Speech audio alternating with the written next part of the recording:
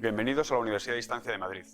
Mi nombre es Lucas Castro y soy el profesor de Procesos e Ingeniería de Fabricación, dentro del grado en Ingeniería en Organización Industrial.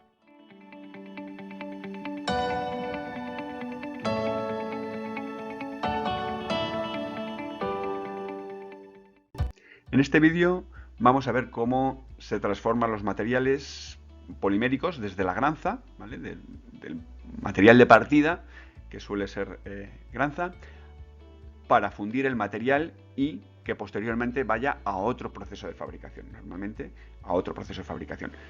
También podría ser material extruido, ¿vale? Entonces ya terminaría el proceso, pero en caso de que no termine el proceso ahí, que no sea un material extruido únicamente, que vaya a inyección, a soplado, a otro tipo de procesos, a termoconformado.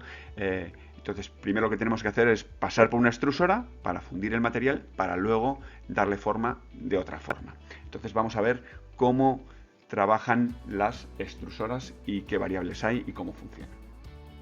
Bien, pues esto sería cómo sería la forma de una extrusora.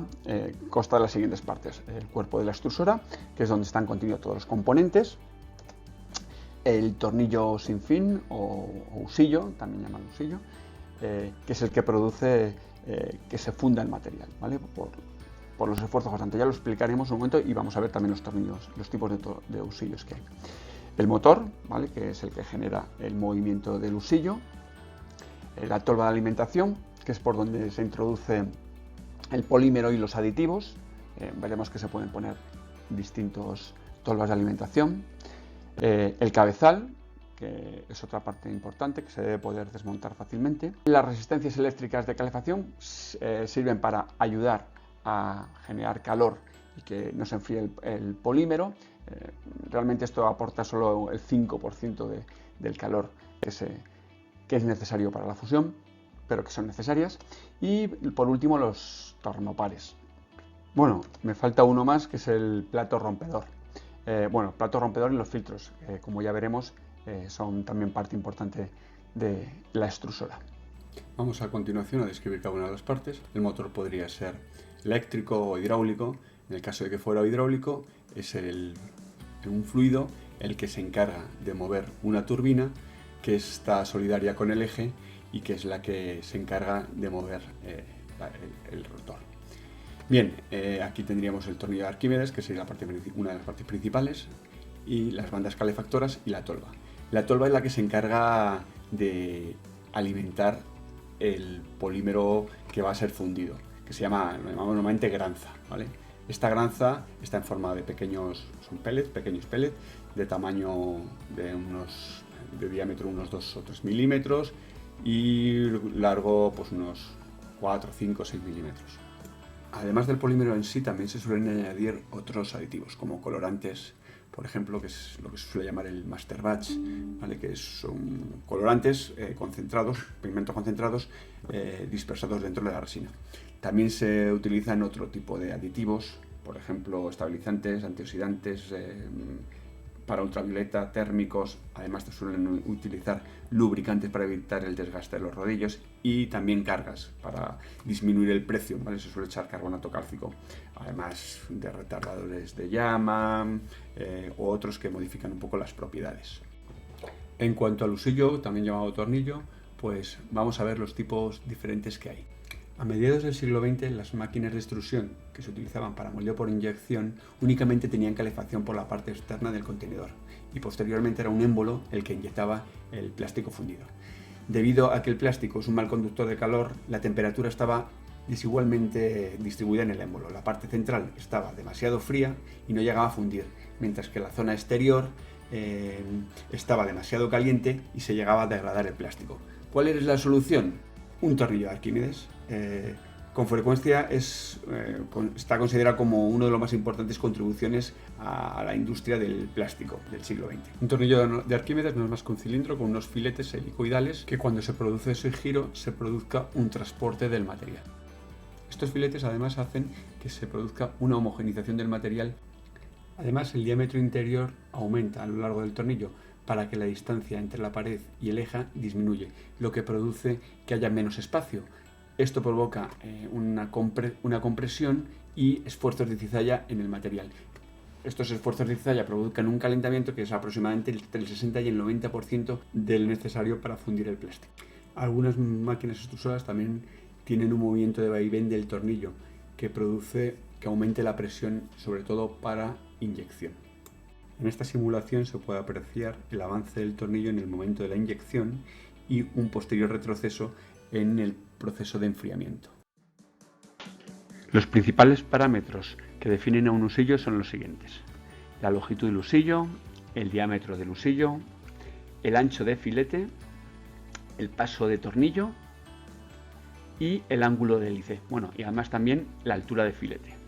El husillo se puede dividir en 3 zonas: la zona de alimentación, la zona de compresión y la zona de dosificación. La zona de alimentación es la zona en donde entra el polímero que está sin fundir. Se va trasladando hacia la parte delantera por el movimiento rotatorio del husillo, y las fuerzas cortantes, los esfuerzos cortantes entre las distintas piezas de la granza hacen que empiece a fundir. La zona de compresión sería aquella en que hay una variación de la altura del filete. Esto provoca que los esfuerzos cortantes sean mayores, se produzcan esfuerzos de compresión y esfuerzos cortantes entre las distintas piezas de la granza y de las partes del polímero, y provoca ese calentamiento, ¿vale? del polímero, que hace que llegue a fundir. Y la última zona sería la zona de dosificación, donde ya la altura del filete vuelve a ser constante. En algunas extrusoras, al final del husillo, se coloca una válvula antirretorno, sobre todo cuando se va a hacer inyección. Entonces, para evitar que se cree un retroceso del polímero, se coloca una válvula antirretorno al final del husillo, como por ejemplo de este tipo. Existen distintos tipos de válvulas antirretorno, pero bueno, este sería uno de los principales. Las formas de los husillos son muy diversas. Aquí he puesto 2 ejemplos, ¿vale? Por ejemplo, un husillo de paso constante y altura variable, y tendría una zona de compresión muy chiquitita, pero bueno. Y otro sería, por ejemplo, de husillo de paso variable y altura constante. Veis que el paso va variando a lo largo, se va haciendo más estrecho según avanza en el husillo. En cuanto a las extrusoras con 2 husillos, pues mira, aquí tenéis algún ejemplo.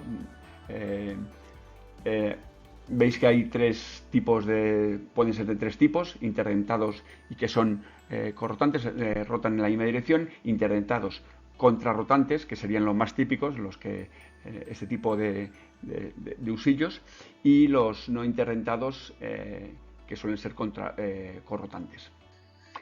Bueno, esto es el cabezal. El cabezal estaría situado entre el cilindro de la extrusora y la matriz que queremos dar forma. Tiene como misión adaptar la forma de la extrusora a la matriz, y permite además la sustitución fácil de los elementos que hay dentro, ¿vale? La limpieza y pues los elementos que son el plato rompedor y el filtro. Entonces, de esta forma se accede fácilmente normalmente cuando se obstruyen los filtros. Bueno, el sistema de montaje del cabezal debe permitir que se abra de forma sencilla, ya que de ello depende que poder acceder de forma sencilla y que los costes de limpieza sean baratos. Además, el diseño del cabezal debe facilitar la salida de este material, siendo como norma se suele utilizar que el ángulo de salida sea tanto más agudo cuanto mayor sea la viscosidad del material. Bueno, pues dentro del cabezal estaban el plato rompedor y los filtros. El plato rompedor no es más que un elemento que está situado dentro del cabezal y que permite romper el patrón de flujo en espiral que impone el tornillo al girar. No es más que un plato en el que se han mecanizado una serie de orificios para romper ese flujo espiral. En cuanto a los filtros, no son mallas, ¿vale? Son mallas que permiten filtrar las partículas, grumos, impurezas, parte de polímero que se haya carbonizado, pigmentos que no hayan fundido, cualquier aditivo que no se haya mezclado. Entonces, para evitar defectos en las piezas. A continuación vamos a ver una simulación del proceso completo de extrusión, en el que vamos a ver además cada una de las partes de la extrusora. Bien, aquí tendríamos lo que sería la extrusora completa, la máquina que se puede cerrar y abrir para poder extraer el tornillo. Bueno, aquí entramos en una tolva de alimentación en donde se está añadiendo granza y aditivos, colorante por ejemplo. Vemos que tiene además el tornillo un movimiento oscilante de vaivén para mejorar la inyección y las presiones, además de la mezcla. En esta zona habría una zona de mezcla, sería la zona más o menos de dosificación donde el material todavía no está fundido. ¿Vale? Tenemos algunas zonas, veis, para evitar que exija un contraflujo hacia atrás. Y aquí ya estaría en la zona más o menos donde empezaría a fundir. Veis que además se pueden añadir zonas donde se pueden eliminar los gases, venteaderos que se suelen llamar, para eliminar gases y volátiles. Una vez que entramos ya en la zona de fusión, podemos añadir además unos elementos para producir la mezcla, que se mezcle mejor el polímero. Algunas extrusoras además tienen lo que llaman tornillos de amasado, ¿vale? Que lo que hacen es interactuar con el tornillo para mejorar la mezcla. Están dispuestos de tal forma que no choquen contra los filetes. Además puede haber más zonas de desgasificación. Normalmente al final se ponen unas zonas sobre todo para extraer los volátiles.